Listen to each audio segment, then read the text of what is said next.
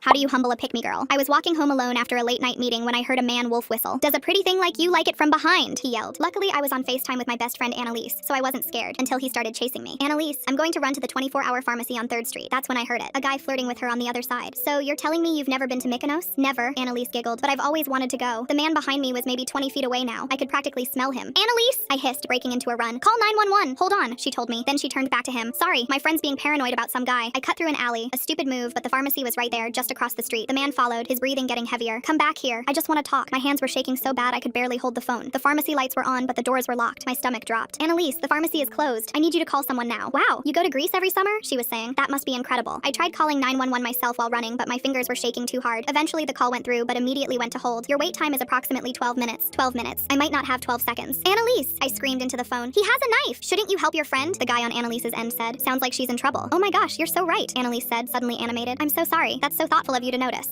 I heard fumbling. Hello, 911? My friend is being chased by a man with a knife on 3rd Street near the CVS. The man was 10 feet away. I grabbed a garbage can lid, the only thing I could find. He lunged. I swung the lid and caught him in the jaw, sending him stumbling back. My legs were burning, but I kept running, where maybe anyone would be driving by at 4 a.m. They're sending someone, Annalise said brightly. Then to the guy, you were so sweet to remind me. I get distracted sometimes. Where are they? I gasped, looking behind me. The man had gotten up and was following again, but limping now. How long? She wants to know how long, Annalise repeated, like she was ordering coffee.